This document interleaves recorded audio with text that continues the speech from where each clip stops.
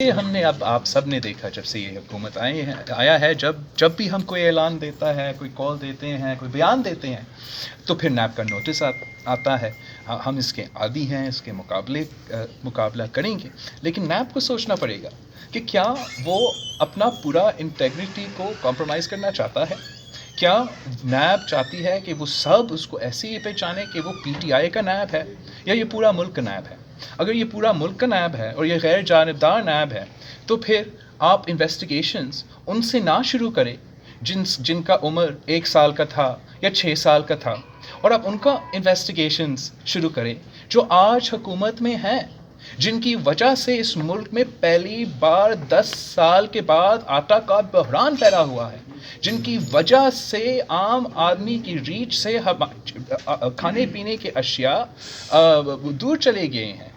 آپ ان کے اوپر انویسٹیگیشنز کریں جن کی وجہ سے اتنے سالوں بعد ایک بی آر ٹی بس نہیں بنا ہے. آپ ان کے اوپر انویسٹیگیشنز کریں جو خود پیناما میں نامزد ہے، مگر وزیر اعظم کے دوست ہونے کے ناطے وہ آج تک کابینہ میں ہیں. تو نیب کا جو کردار اب تو آپ سب کے سامنے ہے، صرف اپوزیشن کو ٹارگٹ کرتا ہے. ہمارے اوپر تو نہ کوئی الزام ہے، نہ کوئی ہمیں تو سپریم کورٹ تک نے کہا ہے کہ ہم بے گناہ ہیں. تو اگر سپریم کورٹ نے مجھے بے گناہ کہا، مجھے کیوں بلا رہے ہو؟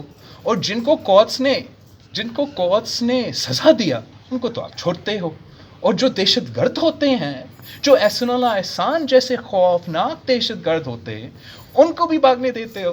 تو کیا اس ملک کے جو انویسٹیگیشن ادارے ہیں، جو جیلز ہے، جو پریزنز ہے، وہ صرف اور صرف پرامن جمہوری پسند نوجوان سیاستدانوں کے لیے ہے، سیاسی کارکن کے لیے ہے، اس ملک کے بزرگ سیاسی رہنما کے لیے ہے، یا کرمنلز کے لیے اور دہشت گردوں کے لیے ہے؟ یہ آپ سب کے سامنے ہیں. ہم نے کہا ہے کہ ہم اس مہنگائی کے خلاف، معاشی صورتحال پہ، اور اس IMF کی ناجائز بجٹ کے خلاف اپنا جدوجہد جاری رکھیں گے. وہ جتنے نوٹسز بھیجنا چاہیے بھیجے. ہم اپنا جو جدوجہد ہے اس ملک کے غریب عوام کے لیے جدوجہد ہے، ان کے معاشی حقوق کے لیے، معاشی انصاف کے لیے، اس حکومت کا معاشی قتل کو بند کرنے کے لیے، وہ تو جاری رہے.